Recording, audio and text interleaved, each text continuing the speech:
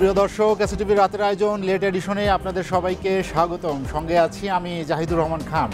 দর্শক, আজ আমাদের আলোচনার বিষয় গুম খুনের বিচার।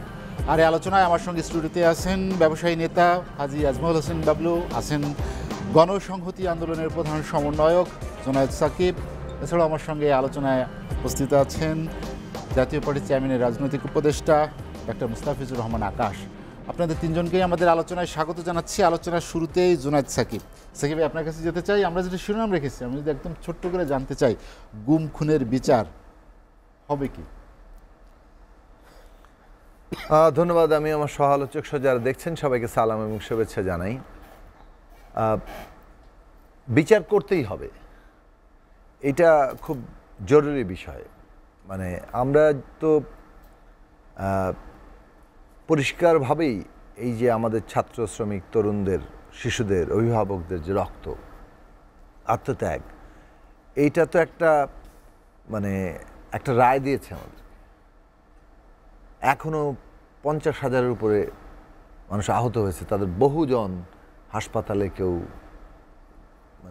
একটা দুঃসহ পঙ্গুত্ব নিয়ে আছে। 500-এর উপরে লোক চোখ হারিয়ে ফেলেছে।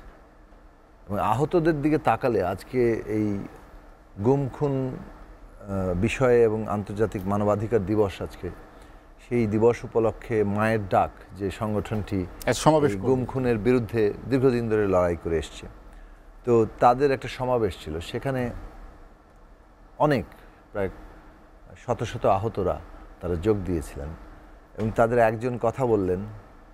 তো তার যে সে যেভাবে আহত, তার বেঁচে থাকাটাই একটা বেশ আকস্মিক ঘটনার মতো। এবং তারপরও তার যে মনোবল, তারা তাদের আত্মত্যাগের একটা ফলাফল দেখতে চায়, এটা খুব গুরুত্বপূর্ণ জায়গা। এবং এই যে আমরা নতুন বাংলাদেশের কথা বলছি, তো এই বাংলাদেশের যাত্রাই তো হতে হবে, তার ভিত্তিটা কী হবে? ন্যায় বিচার হবে। এবং এই ন্যায় বিচার যদি কায়েম না হয়, তাহলে আমরা তো আসলে নতুন দিকে আর যাচ্ছি না, বরং পুরনো ব্যবস্থার মধ্যেই যে ঘুরপাক খাচ্ছি এবং সেখানেই যে আমরা আবার আটকে যাব, সেটা স্পষ্টতই প্রমাণিত হবে। ফলে ন্যায় বিচারের কোনো বিকল্প নেই। এই গুম খুন, যে ভয়ঙ্কর লুটপাট এবং সর্বশেষ জুলাই আগস্টে যে হত্যাকাণ্ড, যেভাবে পঙ্গুত্ব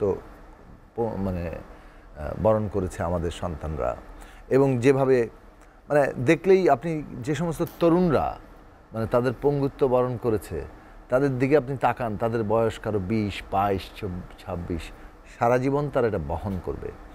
সেই লড়াইয়ের জন্য তারা গিয়েছিল এবং এটা কোনো অজানা ব্যাপার ছিল না যে তারা নিরস্ত্র হাতে একটা সশস্ত্র শক্তির মোকাবেলা করছে এবং ওই সশস্ত্র শক্তি তারা গুলি করে দিচ্ছে, যেখানে মানুষ খুন হয়ে যাচ্ছে, রক্তে ভেসে যাচ্ছে রাজপথ, তারপরেও বারবার যাচ্ছে। তো এই যে মানুষের জীবনের সবচেয়ে, যাকে বলে যে এর চাইতে বড় মানবিক মুহূর্ত তার কিছু হতে পারে না, যে আপনি আপনার নিজের কওমের জন্য, নিজের জনগোষ্ঠীর জন্য সমষ্টিগত স্বার্থে জীবন উৎসর্গ করার মতো জায়গায় পৌঁছাচ্ছেন। তো সেইটা একটা আমি বারবার স্মরণ করার জন্য সারা দেশের মানুষকে বলবো যে এই আত্মত্যাগ অবশ্যই আমাদেরকে একটা ন্যায় বিচারের উপরে পুরো দেশকে দাঁড় করাতে হবে। এবং গুমের ক্ষেত্রে বিশেষভাবে বলি যে এর মতো নিকৃষ্টতম অপরাধ তো আর কিছু হতে পারে না। আপনি একটা মানুষের পুরো নিশানা নাই করে দিচ্ছেন। মৃত্যু নানা কারণেই মানুষের হয়, এবং কিন্তু মৃত্যুর পরে তার পরিবার অন্তত তার জন্য দোয়া করতে পারে, সেই কবর কিংবা তার সমাধিতে যেতে পারে, নিশ্চিত হয় যে এই তারিখে তিনি মৃত্যুবরণ করেছেন। আপনি যারা গুম হয়ে গেছে, যাদের এখন পর্যন্ত কোনো হদিস নেই, তারা কি বলবে? তারা কি তারা সিদ্ধান্ত নেবে যে তারা মারা গেছে, কবে মারা গেছে, কোথায় কীভাবে তাদের মারা হয়েছে, কোনো কিছুই তারা জানে না। এই যে একটা অপেক্ষা বলতে পারেন, এই যে কোনো নিশানা না থাকা, এইটা যে কত বড় ভয়ানক অভিজ্ঞতা একটা পরিবারের জন্য। যিনি গুম হয়েছেন তো তিনি হয়েছেন, তিনি যদি মৃত্যুবরণ করে থাকেন, সেটা তো তার জন্য জীবনের একটা পরিণতি। কিন্তু যারা বেঁচে আছে, তারা প্রতি মুহূর্তে এই যে গুম তাদের তাড়া করে বেড়াচ্ছে। এইভাবে একটা নাগরিক, একটা পরিবার, আমাদের একটা সমষ্টির জীবনকে কি ভয়ঙ্কর জায়গায় নিয়ে যায়।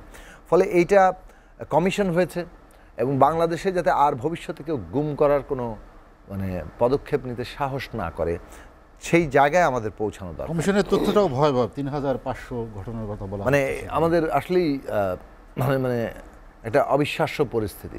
মাঝে মাঝে ভাবি যে আমরা এই পরিস্থিতির মধ্যেও অনেক কথা বলেছি, লড়াই করেছি, কিন্তু এইটা যারা শিকার হয়েছেন তারা এবং তাদের পরিবারের যে দুর্ভোগটা, এটা আমরা অনেক সময় মানে ভুলে যাই, কিংবা আমরা ঠিক আমাদের পলিসি মেকিংয়ের সময় এই বিষয়গুলো খুব গুরুত্বপূর্ণ থাকে না। কিন্তু আমি মনে করি, আমরা মনে করি, আমাদের দল মনে করে যে না, এখানে এটা বন্ধ করতে হবে। বন্ধ করতে হলে আপনি নীতি প্রণয়নের সময় আপনাকে এটা প্রায়োরিটাইজ করতে হবে।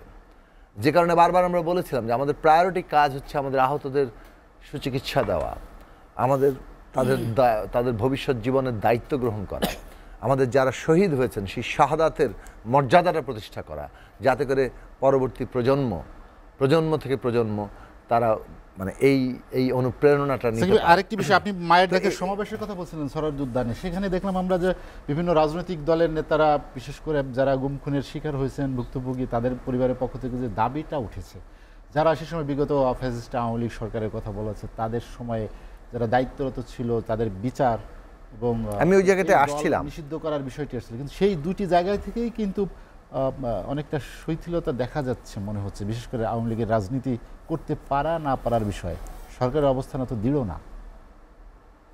দেখুন, মানে আওয়ামী লীগ একটা রাজনৈতিক দল হিসেবে এখন একটা এমন একটা অবস্থায় আছে, এবং তাদের বিশেষত ইভেন পতনের পরেও এবং দেশ ত্যাগ করে পালিয়ে যাওয়ার পরেও তাদের যে ভূমিকা, সব কিছু মানে পরিস্থিতিকে এমন একটা নতুন জায়গায় নিয়ে এসছে, মানে পরিস্থিতিকে প্রতিদিন একটা নতুন জায়গায় ঠেলছে।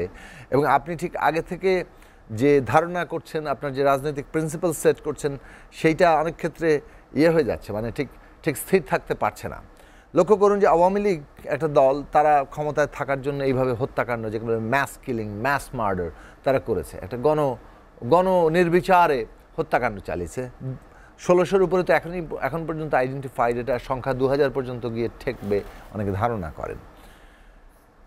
তো এত বড় একটা হত্যাকাণ্ড তারা চালিয়েছে, তো এটা তো বিচার হতে হবে। এবং আপনি লক্ষ্য করে দেখেন যে ন্যূনতম কোনো অনুতাপ আমরা দেখছি না। তো বরং তারা এই পুরো জিনিসটাকে উল্টে দিতে চাইছেন, মানে ন্যারেটিভের দিক থেকে ন্যারেটিভ তাদের যে বয়ান, সেই বয়ানে তারা উল্টে দিচ্ছেন, উল্টে দিয়ে পাল্টা হুমকি দিচ্ছেন, নামের তালিকা করছেন, ফিরে আসলে নাকি সবাইকে দেখে নেবেন এবং ব্যবস্থা নেবেন। এবং তারপরে ভারতে বসে একটা ব্যাপক ষড়যন্ত্রের কাজ, এটা দেশের বিরুদ্ধে যাচ্ছে। বাংলাদেশে কোনো মাইনরিটি এরিয়া নেই, এমন পরিস্থিতির সৃষ্টি করা হচ্ছে যাতে বাংলাদেশ সত্যিকার অর্থে একটা বিপদের মধ্যে পড়ে। তো সেই জায়গাটা আমার মনে হয় যে আওয়ামী লীগ সম্পর্কে মানুষ যেভাবে ভেবেছিল যে ঠিক আছে, যারা অপরাধ করেছে বিচার হবে, কিন্তু দল হিসেবে আওয়ামী লীগ হয়তো রাজনীতি ফিরবে, কিন্তু এখন সেই জায়গাটাতে থাকা যাচ্ছে না। কারণ আওয়ামী লীগ কনস্ট্যান্টলি যে পরিস্থিতিতে তৈরি করে যাচ্ছে, তাতে এইটা আওয়ামী লীগের যারা নির্দেশদাতা, যারা বাস্তবায়নকারী, এই 15 বছরের গুম খুন থেকে শুরু করে জুলাই আগস্টের হত্যাকাণ্ড, পাচার, লুটপাট, তাদের তো বিচারের আওতায় আনতেই হবে। দল হিসেবে আওয়ামী লীগের দায় কতটুকু, সেটাও বিচার্য বিষয় হওয়া দরকার। এবং তারপরে জনগণ সিদ্ধান্ত নেবে, তারপরে যে আওয়ামী লীগের রাজনৈতিক ভবিষ্যৎটা কী। ফলে সেটা একটা গুরুত্বপূর্ণ ব্যাপার। আইনি কাঠামোর কোনো বিচার হবে কিনা যেটি তো আইন সংশোধনের ক্ষেত্রে যে বিধানটা রাখার কথা ছিল, বলা হচ্ছিল যে এরকম একটি বিধান দেওয়া হবে আওয়ামী লীগের বিচারের ক্ষেত্রে, সেটি তো শেষ পর্যন্ত রাখা হয়নি। আইনি কাঠামোতে কি হবে? দেখুন, আইনি কাঠামোর মধ্যে তো এইটা যারা নেতৃত্ব দিয়েছে, যারা নির্দেশ দিয়েছে, যারা বাস্তবায়ন করেছে, তাদেরকে তো বিচারের আওতায় আনার সরাসরি সুযোগই আছে। দল হিসেবে বিচার করাটা, আমি আমার এখন স্পেসিফিক আইন দেখে আপনাকে বলতে পারছি না, কিন্তু আমি কাণ্ডজ্ঞান থেকে কিংবা রাজনৈতিক যতটুকু বোঝাপড়া আছে সেই জায়গা থেকে মনে করি যে দল হিসেবে তাদের দায়ের প্রশ্নটিও বিচার্য বিষয় হওয়ার ক্ষেত্রে আমি কোনো বাধা দেখি না। ফলে সেই জায়গাটা তাদের হতে হবে, এবং সেইটা মানুষের আকাঙ্ক্ষা যে এই বিষয়টা আজকে নির্ধারিত হওয়া দরকার। এগেইন নতুন একটা রাজনৈতিক বন্দোবস্তের ক্ষেত্রেও এইটাও গুরুত্বপূর্ণ প্রশ্ন। সাকিব, আমি আপনার কাছে আবার আসবো। হাজী আজমল হোসেন বাবলু, যেটি সাকিব বলছিলেন যে জন আকাঙ্ক্ষা দল হিসেবে এবং আওয়ামী লীগের যারা দায়িত্বে ছিলেন, যাদের নির্দেশে গুম খুন হয়েছে, যেসব যারা এর জন্য দায়ী, তাদের বিচারটা, জন আকাঙ্ক্ষার প্রতিফলন দরকার। মায়ের ডাকের সমাবেশ থেকেও কিন্তু একই ধরনের উচ্চ দাবি আসছে, কণ্ঠ উচ্চারিত হয়েছে, তারা বিচার চান। এবং সাথে সাথে এটাও বলেছেন রাজনৈতিক নেতারা যে আওয়ামী লীগকে যারা পুনর্বাসন করতে চায় তাদেরও বিচার হওয়া উচিত। আপনি কি মনে করেন? ধন্যবাদ আপনাকে, ধন্যবাদ বিজ্ঞ দুই সহ আলোচক। দেখেন, এটা তো আমি মনে করি যে মায়ের ডাক মঞ্চের থেকে কী চাইছেন না চাইছেন, আমি একজন সাধারণ নাগরিক হিসাবে আমারও তো এই দাবি থাকতে পারে, এবং আমার এই দাবিটা আছে যে সাকিব ভাই যে কথাটা বললেন যে যে মারা গেছে তো চলে গেছেন, কিন্তু যে ফ্যামিলিটা এখন বেঁচে আছে এখনও তারা অপেক্ষা আছেন যে আমার ছেলে, আমার বাবা বা আমার ভাই বা আমার আত্মীয় স্বজন যারাই মারা গেছেন এরা এখনও অপেক্ষা আছেন যে এই বুঝে আমার সন্তান আসছে, এই বুঝে আমার বাবা আসতেছেন। এবং প্রতি বছরই বিএনপির এই প্রোগ্রামটা করেন, মায়ের ডাকের যে মঞ্চটা, সত্যি হৃদয় বিদক একটা দৃশ্য, যে একটা মানে সাধারণ আমরা এই নাগরিক হিসাবে চোখের পানি ধরে রাখাটা খুবই কষ্টকর। আর আরেকটা জিনিস সাকিব ভাই যেটা বললেন যে প্লাস 1600 লোকের উপরে এই যে গণহত্যা করা হয়েছে জুলাই থেকে 4ই আগস্ট পর্যন্ত, আমি মনে করি এই বিচারগুলি অতি দ্রুত এই একটা দুইটা ট্রাইব্যুনাল দিয়ে আমার মনে হয় না যে সম্ভব।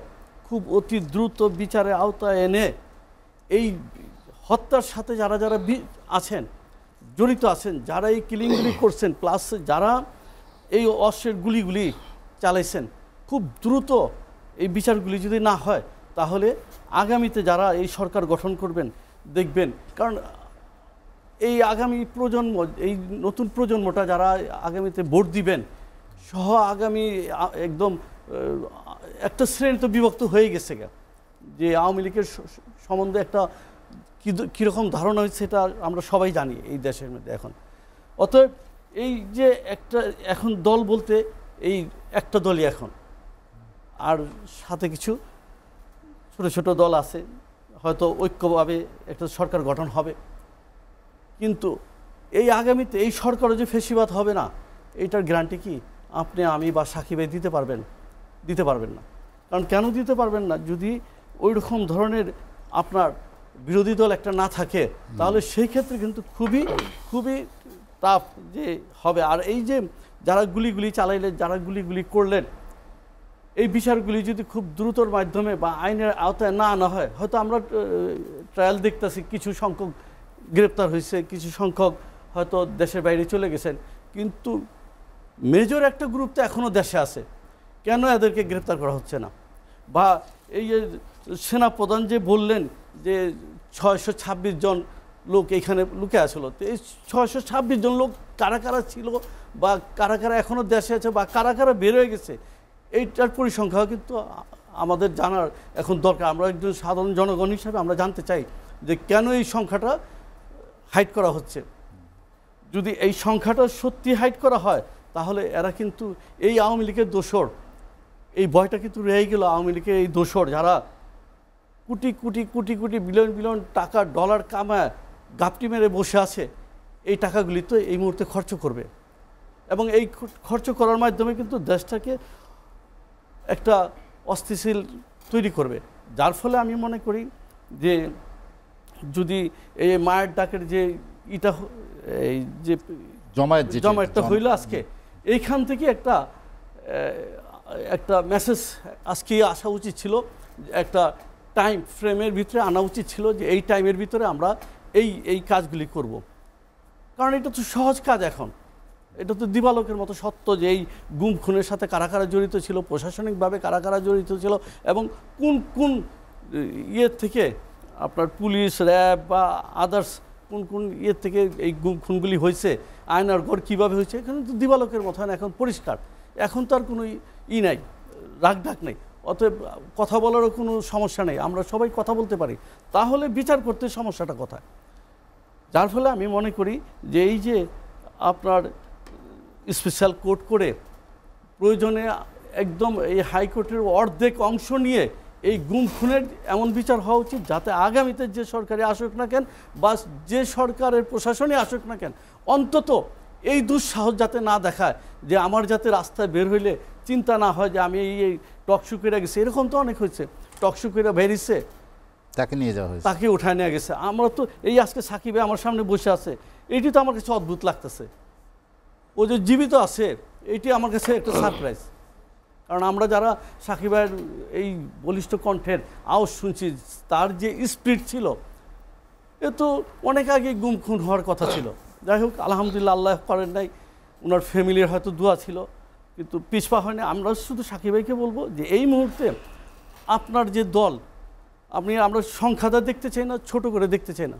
আপনার যে স্পিরিট আছে, আপনাদের দলের যে স্পিরিট আছে, এই স্পিরিটের মাধ্যমে আমরা নতুনত্ব বাংলাদেশ দেখতে চাই। আমরা চাই না লেজুর ভিত্তিক বাংলাদেশ। আমরা চাই না যে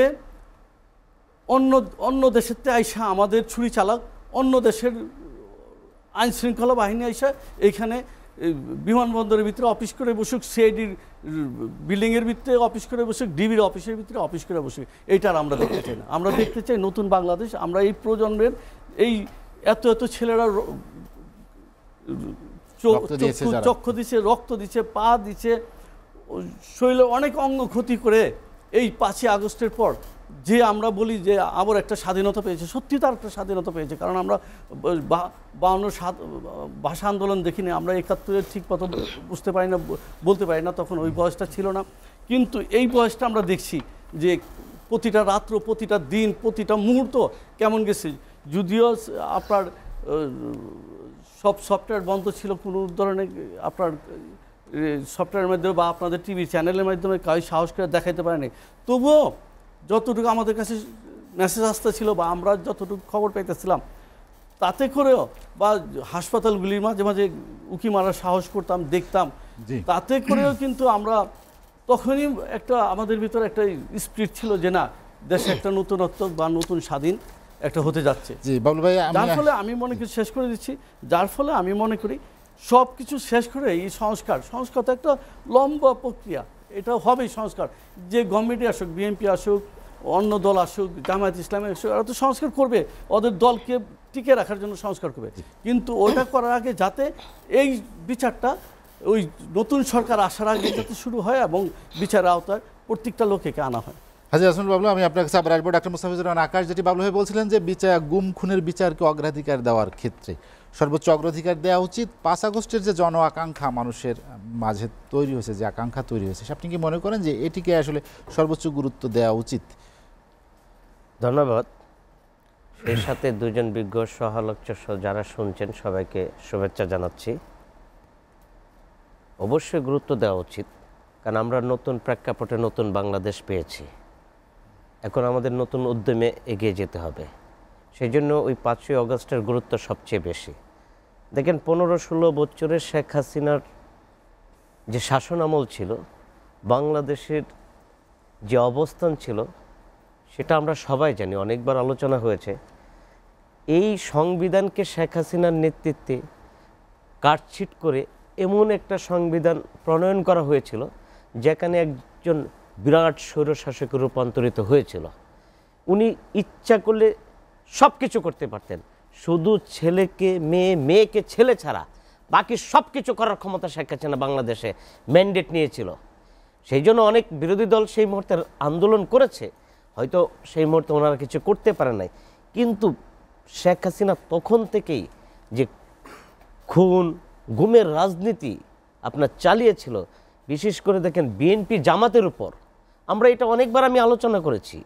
আমি করতে পারি একটা ভিন্ন পার্টি, তারপর আমি আলোচনা করেছি যে বিশেষ করে জামাত এবং বিএনপিকে যে পরিমাণ আপনার নির্যাতন অত্যাচার করেছে, সাথে যারা সাকিব ভাই এবং মান্না ভাই যারাও ছিল তাদের উপর নির্যাতন হয়েছে।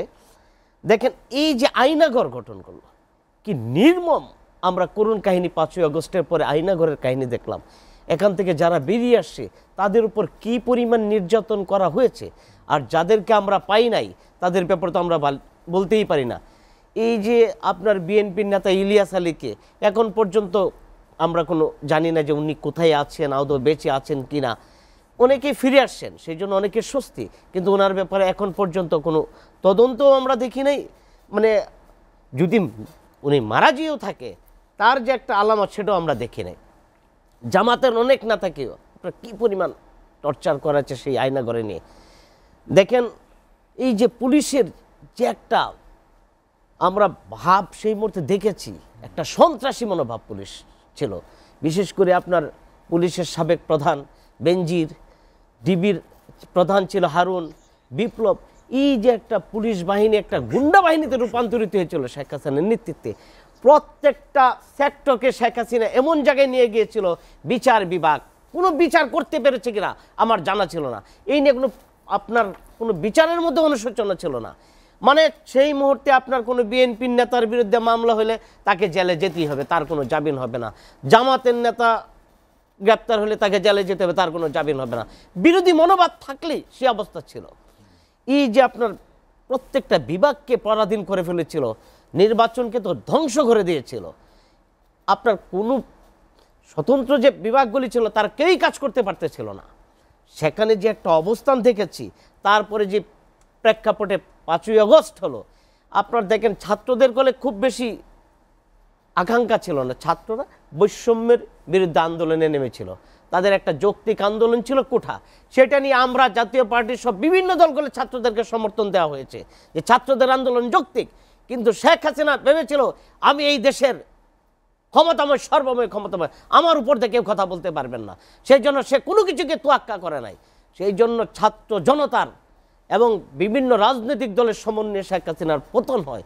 এই পতনের পরে যে দেখেন যেভাবে মামলাগুলি হচ্ছে, সেই নিয়ে আমি শঙ্কিত। এই মামলাগুলি আলোর মুখ দেখবে কিনা? যেভাবে মামলা হওয়ার কথা ছিল, শেখ হাসিনা সরকারের আমলে এইভাবেই মামলা হয়েছিল যে বিএনপি একটা বড় সম্মেলন করেছে, সেই সম্মেলনের আপনার আওয়ামী লীগের লোকজনকে গ্যাঞ্জাম করেছে। আমরা দেখেছি তো কিভাবে আপনারা বিএনপির নেতাকর্মীদের বাধা দিয়েছে সম্মেলন করতে, পক্ষান্তরে মামলা দিয়েছে, গ্রেপ্তার করেছে, হাজারের নাম এসেছে, কয়েক হাজার অজ্ঞাত দিয়েছে, তারপর যাকে খুশি তাকে গ্রেপ্তার করেছে এবং নির্যাতন করেছে এবং কখনোই জামিন পায় নাই। ইভেন কি আপনার ময়লার গাড়ি পুরানোর মামলা হয়েছে বিএনপির মহাসচিবের বিরুদ্ধে। তখন দেখেন আমরা তো সেই জিনিসগুলি দেখেছি। এই যে আপনার ডক্টর ইউনূসের নেতৃত্বে যে সরকার, এই সরকারের প্রতি জনগণের একটা বিশাল আস্থা ছিল, এখন পর্যন্ত আছে। কারণ এই সরকার তো আন্দোলনের ফসল। আমরা চাই সরকার এমন একটা সুস্থ ধারার রাজনীতি ফিরিয়ে আনুক, এমনভাবে আপনার এই বিচারগুলিকে করুক যাতে বিচারগুলি আলোর মুখ দেখে। কিন্তু যেভাবে আপনার মামলাগুলি হচ্ছে, দেখেন স্বরাষ্ট্র উপদেষ্টাও বলছে যেভাবে মামলাগুলি হচ্ছে, এগুলি নিয়ে উনিও শঙ্কিত। বিএনপির কমিশনারও বললেন যে এইভাবে তো মামলা হলে সেই মামলাগুলির কোনো আলোর মুখ দেখবে না। আকাশ, আমরা একটা বিরতি নিব, বিরতির পরে এসে আবার শুনবো। দর্শক, লেট এডিশনে নিচ্ছে একটা বিরতি, ফিরবো শীঘ্রই, সঙ্গেই থাকুন।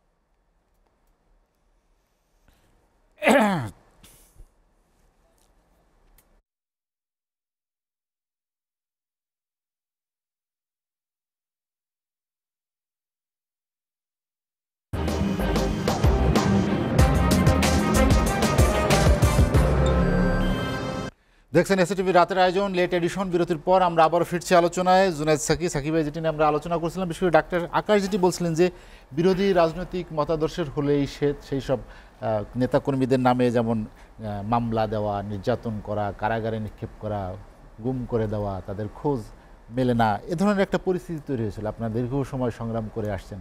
আপনি যে নতুন রাজনৈতিক বন্দোবস্তের কথা বলছেন, বিশেষ করে 5 আগস্ট পরবর্তী যে রাজনীতির কথা চিন্তা করছেন, যে নতুন বাংলাদেশের কথা চিন্তা করছেন, সেখানে আসলে এই বিষয়গুলো একটা বড় ধরনের বাধা বা চ্যালেঞ্জ কিনা, যে এগুলোর বিচার করা এবং নতুন রাজনৈতিক বন্দোবস্তে একটা ডিলেমার মধ্যে এই নতুন সরকার পড়েছে। একদিকে হচ্ছে যে তাকে নতুন এই যে মানুষের আকাঙ্ক্ষা, জন আকাঙ্ক্ষা, একটা নতুন বন্দোবস্ত, সত্যিকার অর্থে একটা গণতান্ত্রিক জবাবদিহিতাপূর্ণ রাষ্ট্র ব্যবস্থা, রাষ্ট্র পরিচালনা, এই জিনিসটা তাদের দায় এবং তাদের উপর একটা কর্তব্যের মানে বলতে পারেন দায় চেপেছে। তো এই কর্তব্যটা তারা কতটা ভালো করে করতে পারবেন এটা তো তাদেরকে মানে একটা মানুষ সেটা একটা বিচার করবে। কিন্তু তাদেরকে আবার শুরু করতে হয়েছে এমন একটা রাষ্ট্র ব্যবস্থা নিয়ে যে রাষ্ট্র ব্যবস্থা একদিকে ভঙ্গুর, আরেকদিকে প্রচণ্ডভাবে দলীয়কৃত। মানে ধরুন একটা পুলিশ টোটালি দলীয়করণ করে এমন অবস্থা তৈরি করেছে, এমনভাবে এটা মানুষের বিরুদ্ধে খুন করাতে কাজে লাগানো হয়েছে যে পুলিশ বাহিনী পুরোপুরি পালিয়ে যেতে বাধ্য হয়েছে এবং প্রায় 2 সপ্তাহ ধরে পুলিশকে আসলে ফেরতই আনা যাচ্ছিল না। এবং তারপরে এখনো পর্যন্ত নাকি তাদের মনোবল ইত্যাদি সব কিছু বেশ খারাপ অবস্থার মধ্যে আছে। সেনাবাহিনী মাঠে নেমে আইনশৃঙ্খলা পরিস্থিতি দেখতে হচ্ছে। এই পরিস্থিতিটা একদিকে যেমন সত্য অর্থাৎ ভঙ্গুরতা আছে, অন্যদিকে এই পুলিশই তো আগে কাজ করেছে, ফলে পুলিশ তো কাজ করছে আগের ম্যানুয়াল অনুযায়ী। তারা সেইভাবেই মামলা আসলে 200-300 অজ্ঞাত, হ্যাঁ, এবং সেই মামলায় কোনো রকম যাচাই বাছাই ছাড়াই ঢুকিয়ে দেওয়া হচ্ছে, গ্রেফতার করা হচ্ছে। মানে এই সব কিছুর কোনো রকম যাকে বলে যে মানে এই ক্ষেত্রে আমি যে কোনো সময় কেউ আমার নামে একটা মামলা দিয়ে দিল, পুলিশ আমাকে ধরে নিয়ে চালান করে দিতে পারে। এইটা যে এই ক্ষমতা পুলিশকে যে দেওয়া হয়েছে, সেই দেওয়াটা খুব বিপজ্জনক। মানে নাগরিকের কোনো অধিকার মর্যাদার জায়গা নেই। কেউ যদি ভুল করে সেটা করে, আমাকে কিন্তু জেলের ভাত থেকে খেয়ে আসতে হচ্ছে। এবং একবার তো মোটামুটি মাশাল্লাহ আপনি যদি থানা থেকে চালান হয়ে যান, তাহলে তো আর আপনার মানে মিনিমাম একটা প্রসেসের বাইরে আগে তো ফিরতে পারছেন না, ফলে লোয়ার কোর্ট জামিন দেয় না। সেই একই প্রক্রিয়াগুলো মানে চালু আছে। তো এই জায়গাগুলোতে আমার মনে হয় যে একটা পরিবর্তনের জায়গা তো দরকার, কিন্তু পুলিশ কাজ করছে এইভাবে। এখন আবার পলিটিক্যাল রিয়ালিটি হচ্ছে যে ক্রিমিনাল সে তো অনেকগুলো মানে গণতান্ত্রিক অধিকার সুবিধা এগুলো নিয়ে আবার তো সে আসলে নানা ধরনের ক্রিমিনাল কাজেই যুক্ত থেকে যাবে। তো তাহলে তাদেরকে কিভাবে আটকানো যাবে? বাংলাদেশের যে রাজনৈতিক বাস্তবতা, তাতে আপনি যে জায়গায় যেতে চাচ্ছেন সেইটা সুবিধাটা ভোগ করবে তো ক্রিমিনালরাই। ক্রিমিনালরা যে জায়গায় এখন অবস্থান করছে, তারা হচ্ছে যে কেবলমাত্র একটু সুবিধা পেলেই হলো, ওটা সম্পূর্ণ সদ্ব্যবহার কিংবা দ্বিগুণ সদ্ব্যবহার করে তারা আরও তাদের এই ক্রিমিনাল কাজগুলো চালিয়ে যাবে। তো সেই প্রবলেমের জায়গাটাতে বেশ একটা মানে যাকে বলে ডিলেমা মানে কাজ করছে বলে আমার নিজের ধারণা এই সরকারের ক্ষেত্রে। কিন্তু তারপর আমি বলবো যে এই জায়গায় হচ্ছে সরকারের যাকে বলে যে দূরদর্শিতা, তাদের কমিটমেন্ট, তাদের উপর যে দায়িত্ব চেপেছে, সেই সবগুলো জিনিস এবং ভবিষ্যৎ বাংলাদেশ সব কিছু বিবেচনায় রেখেই তাদেরকে কাজগুলো করতে হবে। এবং জনগণের দিক থেকে আমরাও ওই যে যথাযথ ন্যায় বিচার, কিন্তু ঢালাওভাবে যাতে কোনো মানুষ হয়রানির শিকার না হয়, এইটা আমাদের প্রায়োরিটি দেওয়া উচিত। কারণ ওই সব ধরতে গিয়ে শেষে দেখা যাবে যে মানে সব কিছুই যেন ফসকে বেরিয়ে যাচ্ছে। এই পরিস্থিতি যেন না হয় সেটা মানুষ প্রত্যাশা করে। ফলে মামলাগুলো কিভাবে হবে এটার বিষয়ে আরও বেশি তদারকি আইন মন্ত্রণালয়ের দিক থেকে কিংবা যে সংশ্লিষ্ট কর্তৃপক্ষের দিক থেকে থাকা দরকার। যেটা ইতিমধ্যে আইন মন্ত্রণালয় থেকে বলা হয়েছে যে মামলা হলেই গ্রেফতার নয়। আমি দেখলাম নতুন আইজি সাহেবও একই কথা উল্লেখ করেছেন যে নাম থাকলেই তাকে গ্রেফতার নয়, কিন্তু নাম থাকলে গ্রেফতার হচ্ছে। এমনকি আমাদের দলের কর্মীরাও মানে একটা ইন্টারেস্টিং ব্যাপার ঘটছে আর কি। ধরেন এখন কিছু লোক আবার দল বদল করেছে, তো এটা তো আবার জার্সি বদল হয়। জার্সি বদল করে তারা আবার তাদের সাথে যাদের কোনো না কোনো একটা টেনশন তৈরি হয়েছিল তাদের নাম তারা ঢুকিয়ে দিচ্ছে এবং ইনফ্লুয়েন্স করছে মামলা দেওয়ার ক্ষেত্রে তাদের নাম ঢোকানোর বিষয়ে। তো এই জায়গাগুলো আমাদের দলেরও 2-1 মানে সদস্য এই ধরনের ঘটনার শিকারে পরিণত হয়েছেন। তো এইটা খুবই হতাশাজনক, বিপজ্জনক এবং মানুষের মধ্যে বিক্ষোভ তৈরি করছে। ফলে এই সব বিষয়ে সরকারের আরও অত্যন্ত সতর্ক দৃষ্টি রাখা দরকার।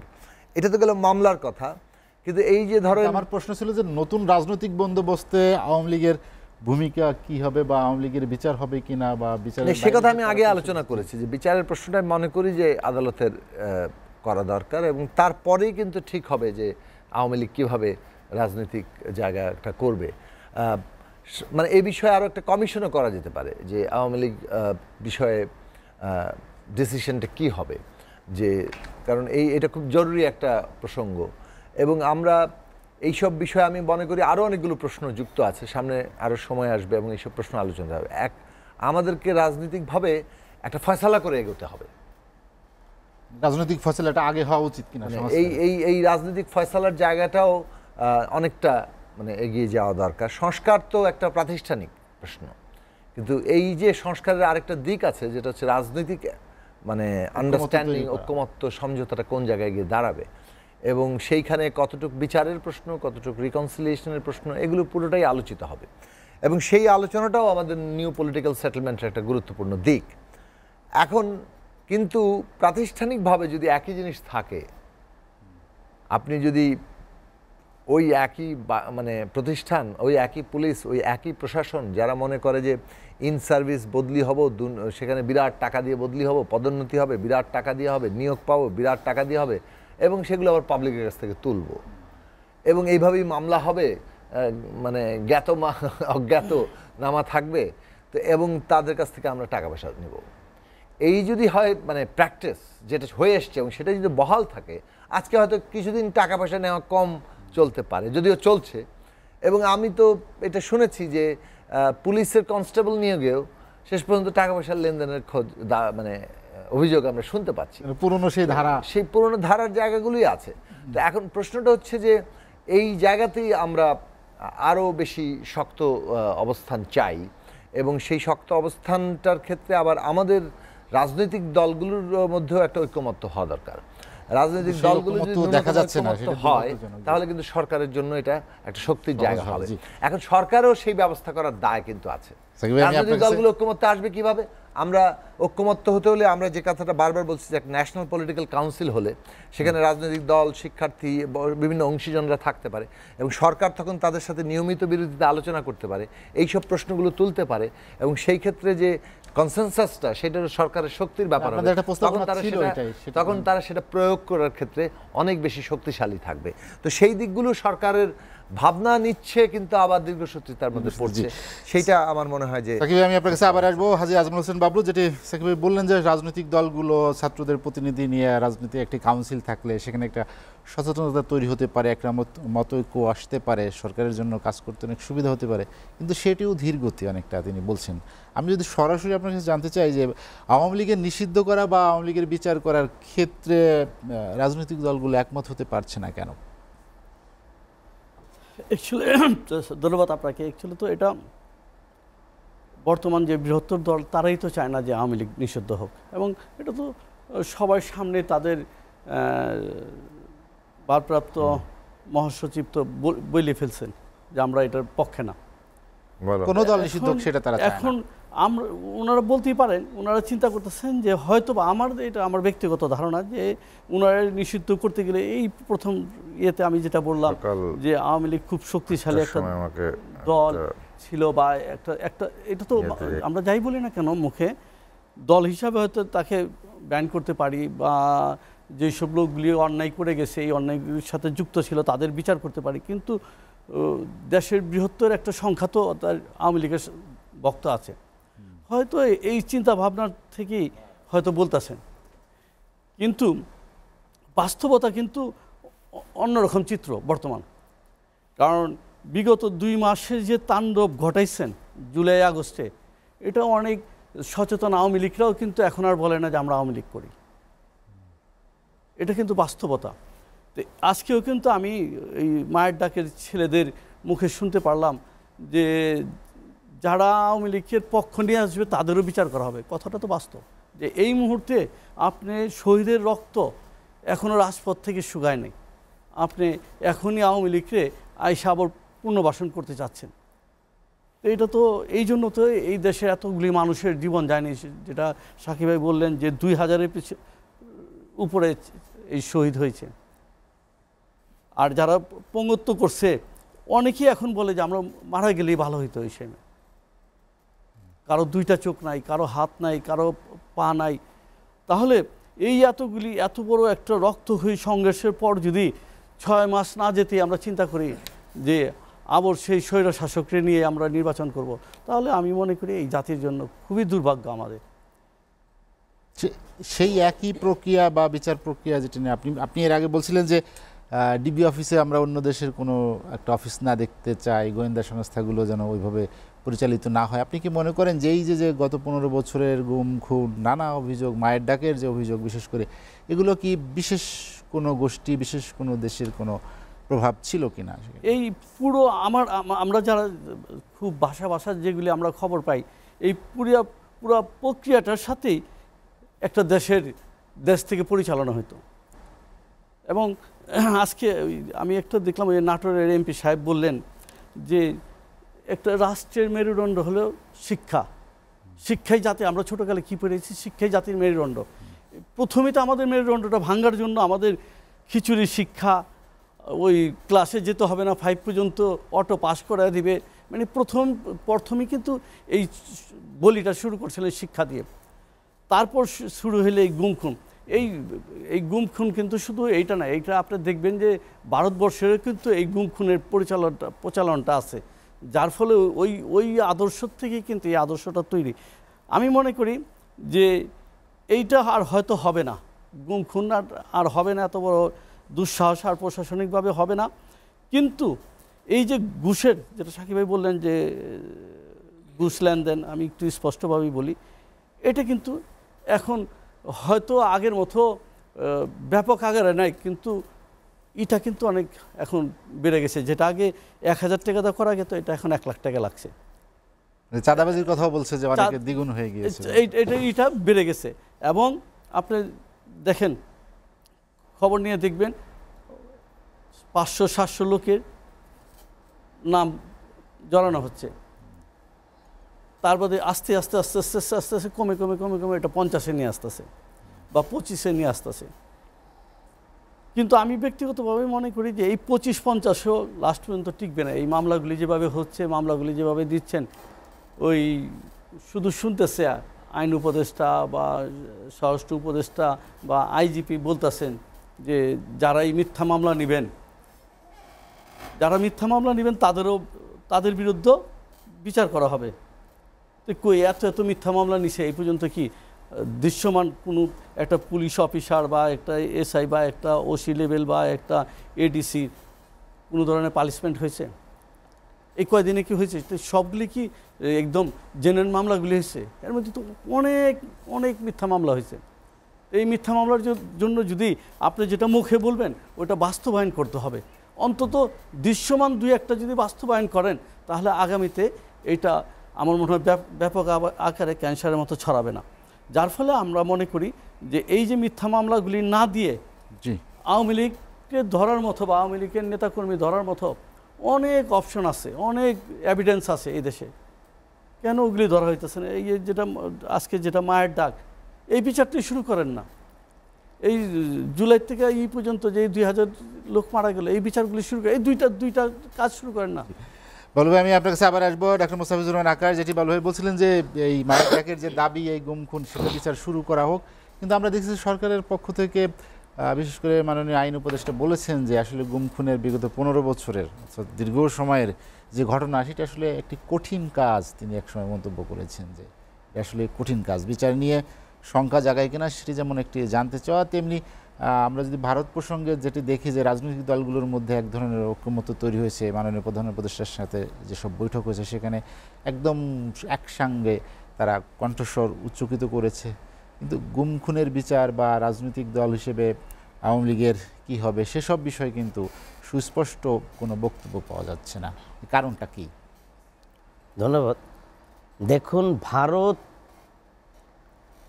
শেখ হাসিনার সরকারের সময় যেভাবে এই দেশে আধিপত্য বিস্তার করেছিল, শেখ হাসিনা পতনের পর করলে তাদের আধিপত্য বিস্তার কমে গিয়েছে। ভারত সবসময় বিভিন্ন দেশের উপর দাদাগিরি করত। দেখেন, ভারতের কোলে এখন দাদাগিরি শেষ। ভারতের সাথে পাকিস্তানের সম্পর্ক ভালো না, আপনার এই নেপালের সম্পর্ক ভালো না, শ্রীলঙ্কার সম্পর্ক ভালো না, মালদ্বীপ, ভুটান, ইভেন কি আফগানিস্তান মিয়ানমারের সাথে সম্পর্ক ভালো না, বা নেপাল, যে নেপাল সেটাই বলছি, নেপালের সাথে নেপাল দেখেন না, এরা এখন নেপাল বলেন শ্রীলঙ্কা বলেন সব চীনের সাথে এখন সম্পর্ক করছে।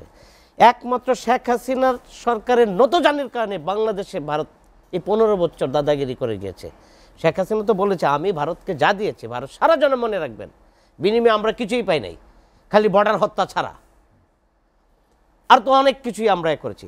দেখেন ভারত হুমকি দিচ্ছে এখন যা বাংলাদেশে চাল আলু পেঁয়াজ আমরা যদি না দেয় আমরা না খেয়ে মরবো, যেটা ঐক্যমতের কথা বলছেন। আমরা যদি একসাথে ঐক্যমত হতে পারি, বাংলাদেশে যে পরিমাণ চাউল প্রোডাকশন হয়, আপনাকে বলি আমাদের চাল 2023-24 বছরে লক্ষ্যমাত্রা ছিল 4,34,00,000 মেট্রিক টন, আপনার আমাদের উৎপাদন হয়েছে 4,20,00,000 মেট্রিক টন।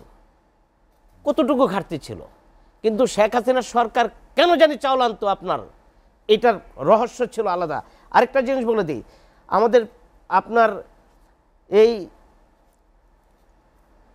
আলু উৎপাদন হচ্ছে 1,16,00,000 মেট্রিক টন, আর আমাদের লক্ষ্যমাত্রা ছিল 1,06,00,000 মেট্রিক টন। দেখেন চাহিদা ছিল মাত্র 80,00,000 মেট্রিক টন। একটা গ্রুপ সিন্ডিকেট করে এই আলুকে আপনার কোষাগারে রেখে দিয়ে আলুর দাম বাড়াতো, বিনিময়ে সরকার তখন বাধ্য হইতে বাইরে থেকে আলু আনতে। আদৌকলে আমাদের আলুর কোনো চাহিদা ছিল না, কারণ দরকার তো 80,00,000 মেট্রিক টন। এরকম আপনার পেঁয়াজও করলে আমাদের যা উৎপাদন হয় তাদেরগুলোই দেশের মানুষের চাহিদা মেটাতে পারি আমরা। দেখেন উৎপাদন হয় 38,00,000 মেট্রিক টন, যেটা 23-24 অর্থ বছরে ছিল। আমাদের লক্ষ্যমাত্রা ছিল 37,00,000 মেট্রিক টন, আর চাহিদা মাত্র 27 থেকে 28,00,000 মেট্রিক টন। তারপরেও আমাদেরকে ভারত থেকে পেঁয়াজ আনতে হয়েছে শেখ হাসিনার আমলে। এটা ভারতের কাছে শেখ হাসিনার নতজানুর কারণ, এবং শেখ হাসিনার সাথে যে কিছু ব্যবসায়ী ছিল যারা একটা বিগ সিন্ডিকেট তৈরি করেছিল, পেঁয়াজ পচন হয়েছে, তারপরও আমরা পেঁয়াজ পাই নাই। ভারত থেকে পেঁয়াজ এনে আমাদেরকে দেখাইতে হয়েছে যে ভারত ছাড়া আমরা চলতে পারি না। আপনাকে বলে আমরা যদি ভারত থেকে কোনো কিছুই না নিই আমাদের কোনো ঘাটতি হবে না, ভারতের সাথে আমাদের সম্পর্ক না থাকলেও। কারণ আমরা যদি পাকিস্তানের থেকে, এই যে অলরেডি চিনি পাকিস্তান থেকে আসা শুরু হয়েছে, আমরা রাশিয়ার সাথে বাণিজ্য করছি, আমরা আপনার সিঙ্গাপুরের সাথে বাণিজ্য করছি, আমরা চীনের সাথে বাণিজ্য আছে, তাহলে আমরা কেন ভারতের উপর নির্ভরশীল হইতে হবে? ভারত এই দেশের সবসময় একটা আধিপত্য বিস্তার করেছে। এই যে আপনার বড় বড় হত্যাকাণ্ড ঘটিয়েছে, এর পিছনে রর হাত ছিল, সেটা অনেক সময় আমরা প্রমাণ করতে পারিনি সেই মুহূর্তে, কারণ শেখ হাসিনা সরকারের সময় আপনার কিছু প্রমাণ করার সুযোগই তো ছিল না। এখন দেখেন এই যে হত্যাকাণ্ডগুলি ঘটিয়েছে, সেটা 15 বছর ধরে একটা যে ব্যবস্থা তৈরি করেছিল সেটা আপনার সংস্কার করতে সময় লাগবে, কিন্তু যে বিচার প্রক্রিয়া, সেই বিচার প্রক্রিয়াগুলো স্বচ্ছতা থাকা উচিত। দেখেন আমি যদি বলি 15ই আগস্ট শেখ হাসিনাকে হত্যা করার জন্য যে বোমা নিক্ষেপ করা হয়েছিল, 21শে আগস্ট, এই যে আপনার বিচারে সবাই খালাস পেয়ে গেলেন, নিরাপরাধ হলে অবশ্যই খালাস পাবেন, কিন্তু বোমা তো নিক্ষেপ করা হয়েছিল, মানুষ তো মারা গিয়েছে সেদিন, কেউ না কেউ তো বোমা ফাটিয়েছে, তাহলে কারা ফাটিয়েছে? এই বিচারে তো স্বচ্ছতা আসতে হবে। আপনার বিচার প্রার্থীকে বিচার পেতে হবে, এই সংস্কৃতি তৈরি করতে হবে। যদি এখান থেকে আমরা পিছুবা হই যে না এখন ওরা ক্ষমতায় নাই, এখন যেভাবে খুশি বিচার হবে, তাহলে আবার আরেক সরকার আসবে, এরকম বিচারহীনতা তৈরি হবে। এই জন্য বিচার বিভাগকে স্বাধীন করতে হবে, সংস্কার করতে হবে, সুষ্ঠু বিচার করতে হবে। শেখ হাসিনা অপরাধ করে থাকলে তার বিচার হবে, আওয়ামী লীগের যারা বিচার অপরাধ করেছে তাদের বিচার হবে, পুলিশের যারা অপরাধ করেছে তাদের বিচার হবে, কিন্তু কাউকে বিচার করবেন, কাউকে বিচার করবেন না। এখন একটা দল ক্ষমতার আসতে পারে নাই, আমরা দেখতে পাচ্ছি যে তারা এখন সব কিছুতেই খালাস পাচ্ছে। সেটা স্বচ্ছতা নিয়ে আমার প্রশ্ন আছে, সেটাতে স্বচ্ছ হচ্ছে কিনা, নাকি স্বচ্ছতা নিশ্চিত করছেন কিনা আমরা তো দেখতে পাচ্ছি না। আমাদেরকে সেটা প্রমাণ করতে হবে সরকারকে যে এখন যে বিচারগুলি হচ্ছে সেটা সঠিক। আওয়ামী লীগ সরকার তাদেরকে মিথ্যা মামলায় ফাঁসিয়েছে, কিন্তু আমি বিচার প্রক্রিয়াকে সঠিকভাবে বিচার করছি। প্রকান্তরে আওয়ামী লীগের যে অপরাধ করেছে তাদেরকেও আপনার স্বচ্ছ বিচার করতে হবে, বিচার করে তার যদি অপরাধ প্রমাণিত হয় তাকে শাস্তি দিতে হবে। তা না হলে এই যে একটা বিচারহীনতার সংস্কৃতি তৈরি হচ্ছে, কিন্তু আমরা বেরিয়ে আসতে পারবো না আমরা। ডক্টর আকাশ, আমরা আর একটা বিরতি নিতে চাই, বিরতির পরে আবার আসবো। দর্শক, লেট এডিশনে নিচ্ছি আর একটা বিরতি, ফিরবো শীঘ্রই, সঙ্গেই থাকুন।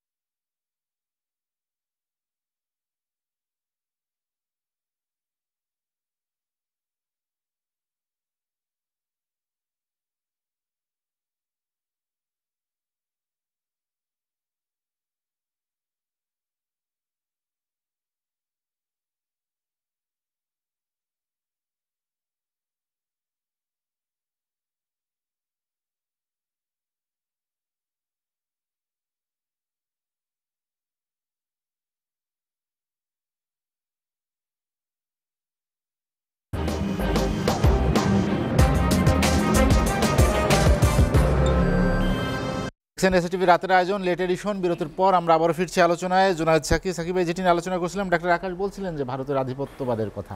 ভারতের পররাষ্ট্র সচিব সফর করে গেলেন, সেই মনে হলো কি যে উত্তেজনা অপশমন হলো বা ভারত একটু সুরটা নরম করলো, তেমন কিছু আসলে কি ঘটছে? না, দেখুন, ভারতের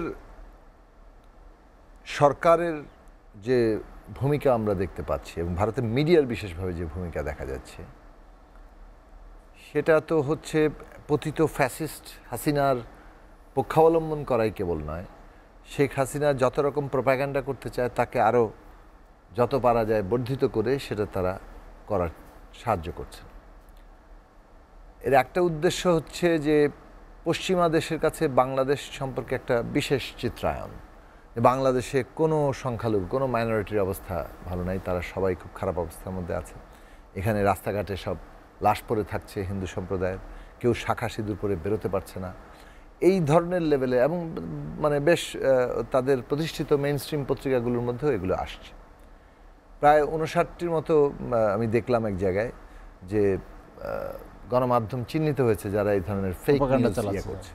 তো একটা বলতে পারেন সর্বব্যাপী একটা ডিসইনফরমেশন ওয়ার চাপিয়ে দিয়েছে তারা। তাদের যেহেতু সফট পাওয়ার অনেক শক্তিশালী, তাদের সোশ্যাল মিডিয়াতে অনেক প্রভাব আছে, সব মিলিয়ে তারা সেটা করছেন। তো এইটা বাংলাদেশকে তো মোকাবেলা করতে হবে এখন, কারণ এটার তো একটা কতগুলো এই পারসেপশন যদি তারা দাঁড় করিয়ে ফেলতে পারে তাহলে এটা তো বাংলাদেশের জন্য মোটেই কোনো সুখকর বিষয় না। এখন আমরা তো আমাদের বাস্তবতা জানি, আমাদের বাস্তবতার জায়গাগুলোতে আমরা যেটা মনে করি যে আমাদেরকে সত্য দিয়ে এই সব মিথ্যার মোকাবেলা করতে হবে। তো বাংলাদেশের প্রকৃত বাস্তবতা কি সেটা আমাদের সারা দুনিয়ার সামনে তুলে ধরা দরকার। সেটা যেমনের জন্য সরকারের বিভিন্ন উদ্যোগ নেওয়ার প্রয়োজন আছে, জনগণ, প্রবাসীরা এখানে গুরুত্বপূর্ণ ভূমিকা রাখতে পারে, আমাদের দেশের মিডিয়া খুবই গুরুত্বপূর্ণ ভূমিকা রাখতে পারে। মনে করি যে আপনারা আমাদের সত্য ঘটনাগুলো তুলে ধরেন, কোনো ঘটনা আড়াল করার দরকার নেই। কোথাও যদি কিছু ঘটে থাকে তাহলে আমরা সেটার পুঙ্খানুপুঙ্খ রিপোর্ট হাজির করা দরকার এবং কারার পেছনে আছে। কারণ আমি সন্দেহ করি যে এই ধরনের ঘটনাগুলো ঘটানো হচ্ছে, যেভাবে এই ঘটনাগুলোকে পশ্চিমা দেশে সেল করা হচ্ছে, তাতে এই ঘটনাগুলো ঘটিয়ে তার মানে ফায়দা নেওয়ার চেষ্টা করেন। তো শেখ হাসিনা নিজের মুখে বলেছেন ডোনাল্ড ট্রাম্পের ছবি নিয়ে মিছিল করো, ওখানে হামলা করলে সেই ছবি তুলে উনি লিঙ্কে পাঠিয়ে দিবেন, ছবিগুলো তুলে রাখার জন্য, ভিডিও করার জন্য বলছেন যে ডোনাল্ড ট্রাম্পের সমর্থকদেরকে হামলা করা হচ্ছে, গ্রেফতার করা হচ্ছে। এবং ইন্ডিয়া টুডে সেটা আবার ছেপেও দিয়েছে, একটা ছবি ছেপেও দিয়েছে। আর এই যে ধরেন মানে তৎপরতাটা, তা থেকে স্পষ্টই বোঝা যায় যে ঘটনা ঘটিয়ে সেইটা আবার তারা বিদেশে প্রচার করার একটা পরিস্থিতি একটা তৈরি করছে। সে কারণে প্রত্যেকটি ঘটনা যথাযথ তদন্ত হওয়া দরকার এবং যারা দোষী তাদের অবশ্যই আইনের আওতায় আনা দরকার। কারণ আমরা তো ধামাচাপা দিয়ে কিছু করতে পারবো না। অসত্যের, মিথ্যার বিরুদ্ধে আমাদেরকে সত্য দিয়ে, বাস্তবতা দিয়ে মোকাবেলা করতে হবে। এবং আপনি দেখুন যে বাংলাদেশের মানুষ কতটা রাজনৈতিক সচেতন, ধৈর্য জায়গায় পৌঁছেছে। চট্টগ্রামের এত বড় ঘটনা, একজন আইনজীবী আলিফকে, সাইফুল ইসলাম আলিফকে হত্যা করা হলো নৃশংসভাবে, তার প্রতিক্রিয়া যে শক্তি, এটা বারবার বলতে হবে যে আমাদের যে শক্তির পরিচয়ে চট্টগ্রামবাসী দেখেছে, যেটা পুরো বাংলাদেশের শক্তি, সেইটা আমি মনে করি যে আমাদের একটা সামনের দিনের পথ চলা, এবং ওই জায়গাটা আমাদের ধরে রাখতে হবে। এখন এই যে মানে ভারত তো এটা করেই যাবে, আমরা আমাদের দিক থেকে আমাদের স্ট্যান্ডিংটা পরিষ্কার যে আগের নতজানু বাংলাদেশকে আর পাওয়া যাচ্ছে না। এইটা বাংলাদেশের জনগণের রায়। এই নতুন অবস্থার সাথে আপনাদের মানিয়ে নিতে হবে, এবং এই যে স্ট্যান্ডিং, বাংলাদেশ মর্যাদা এবং জাতীয় স্বার্থের ন্যায্যতার ভিত্তিতে সুসম্পর্ক চায়। বাংলাদেশ কিন্তু বারবার বলছে আমরা সুসম্পর্ক চাই, এবং আমরা বারবার বলছি আমরা ভারতের সাথে সুসম্পর্ক চাই, আমরা প্রতিবেশী বদলাতে পারবো না। কাজেই আমরা সুসম্পর্ক চাই, কিন্তু সেটা ন্যায্যতা এবং মর্যাদার ভিত্তিতে। এখন তার মানে আগের নতজানু বাংলাদেশ আর তারা ফেরত পাচ্ছে না, এবং এই যে স্ট্যান্ডিং, এটার ফলাফল হচ্ছে ভারতের পররাষ্ট্র সচিব গতকাল ঘুরে গেছেন, হ্যাঁ বলেছেন মেঘ জমেছেন ইত্যাদি। ভারত বাংলাদেশও পরিষ্কার বলে দিচ্ছে অভ্যন্তরীণ রাজনীতিতে হস্তক্ষেপ করবেন না।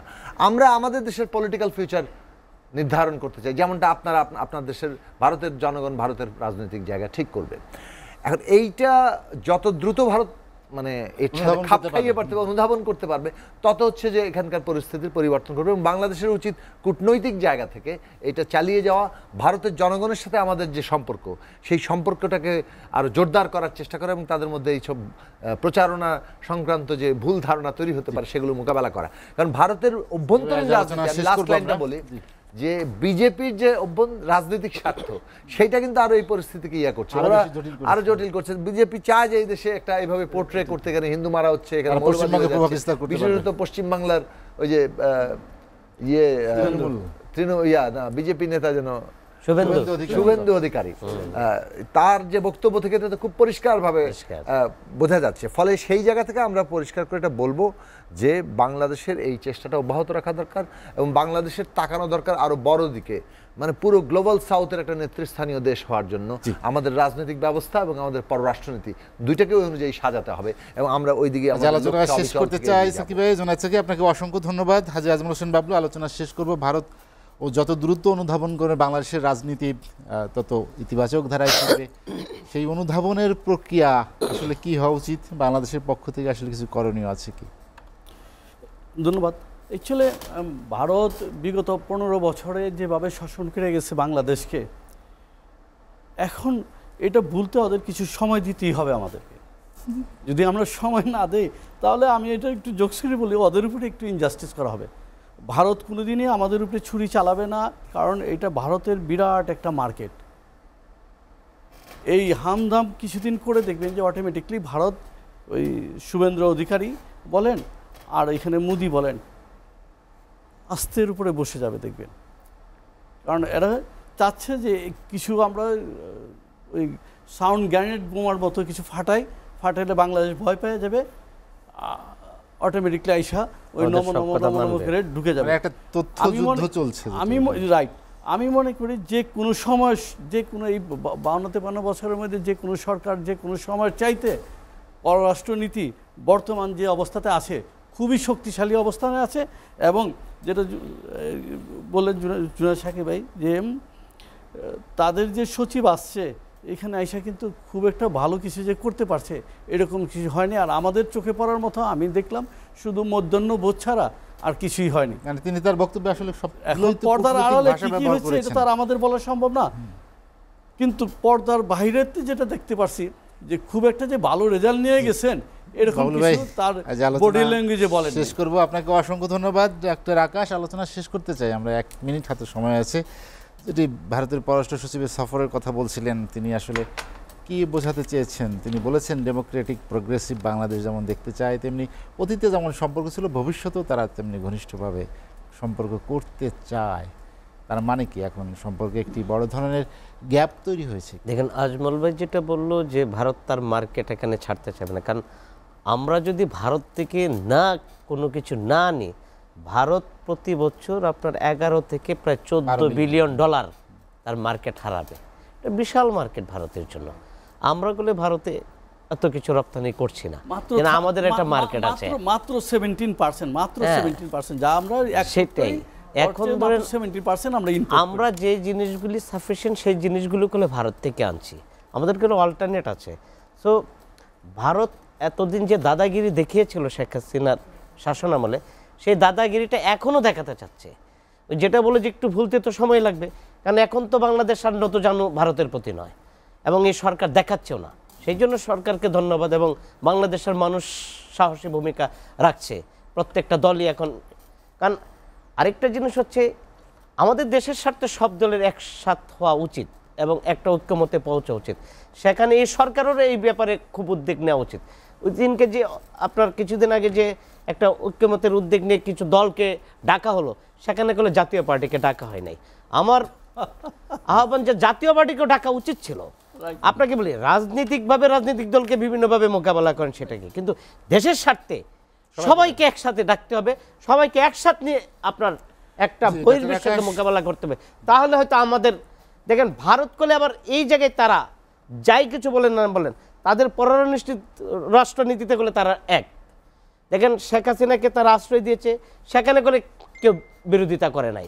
সেখানে করলে এই যে এখন ভারত আপনার আমাদের একটা তথ্য সন্ত্রাস করছে, বাংলাদেশের যে তথ্য সন্ত্রাস যেটাকে বলি, যে বাংলাদেশের প্রপাগান্ডা তারা বিভিন্ন দেশে ছড়িয়ে ছিটিয়ে দিচ্ছে। সাথে সময় নেই, আজ আলোচনা শেষ করতে চাই। আপনাকে অসংখ্য ধন্যবাদ জুনায়েদ সাকি, হাজী আজমল হোসেন বাবলু, আপনাদেরকে অসংখ্য ধন্যবাদ।